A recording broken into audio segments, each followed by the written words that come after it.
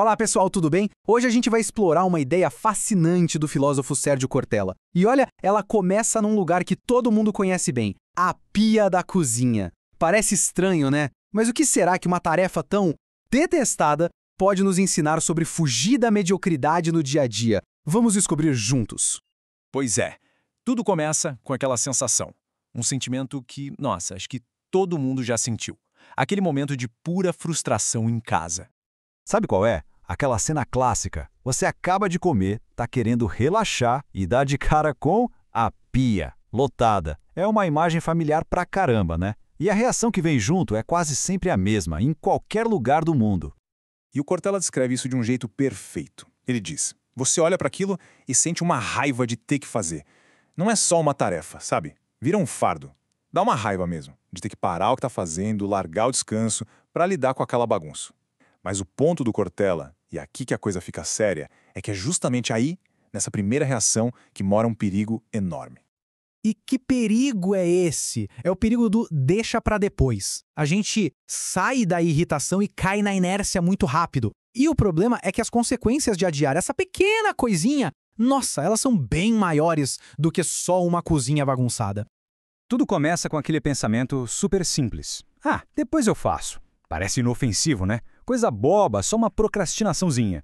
Mas, segundo a análise do Cortella, esse pensamento é o primeiro degrau de uma escada que desce para um lugar bem mais complicado. E olha só como o processo acontece. Primeiro é o depois eu faço. Aí, de repente, um prato vira 2, que vira 10, e uma pilha enorme se forma. Daqui a pouco a gente vai pegar um prato limpo no armário e... cadê? Acabou. Mas o passo final, o quarto passo, é o que realmente importa aqui.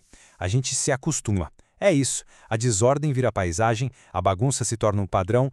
Isso nos leva a essa frase fortíssima do Cortella. A gente se habitua com o nojento. É aqui que tá o pulo do gato. A nossa capacidade de se adaptar é uma coisa incrível, né? Mas ela também pode ser uma armadilha perigosíssima. A gente vai se acostumando com o que é ruim, com o nojento, e chega um ponto em que a gente nem percebe mais o quão ruim a situação ficou. E para a gente entender o tamanho disso, o Cortella nos tira da cozinha.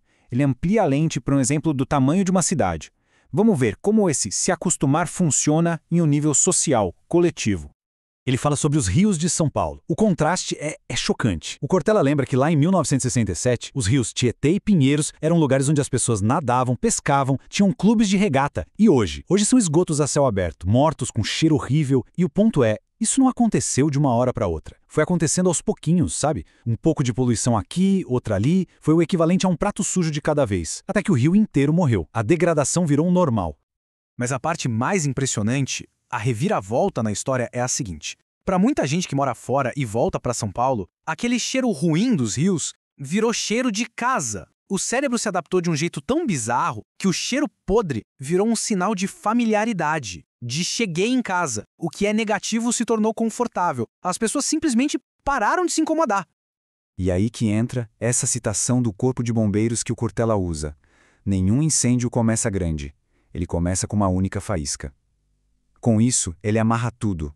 O rio morto e a pia suja vêm do mesmo lugar. Nascem da mesma origem. Uma faísca, um prato deixado para depois. Essa recusa em lidar com um probleminha pequeno que abre a porta para ele virar um desastre completo. Ok, então se o problema é esse, se acostumar com o medíocre, com o nojento, qual é a saída? A resposta que o Cortella apresenta pode soar meio estranha no começo, meio contraintuitiva. A solução para ele é a disciplina. Mas calma, não é a disciplina como a gente costuma pensar, como algo chato, uma prisão. Ele a define como a organização da liberdade. A perspectiva aqui muda completamente. Disciplina não é o contrário de liberdade, mas sim a estrutura que faz a liberdade ser possível de verdade. Pensa um pouco. Quanto mais organização e disciplina se tem nas coisas chatas, mais tempo sobra para as coisas que realmente importam, para as coisas que a gente gosta. Ao resolver a tarefa chata agora, de um jeito organizado, a gente libera tempo e espaço mental mais tarde. Dá para fazer o que se ama sem aquela culpa, sem aquele peso da tarefa pendente assombrando. No fim, a disciplina cria tempo. E isso nos leva a uma regra bem prática que ele cita. Para fazer o que se gosta, muitas vezes é preciso fazer o que não se gosta. É uma questão de maturidade. Sanidade, diz ele, é a gente querer fazer o que gosta. Agora, maturidade é entender que, para chegar lá, o caminho muitas vezes passa por fazer umas tarefas que a gente não gosta nem um pouco. E essa tabela aqui ilustra isso muito bem. É uma troca.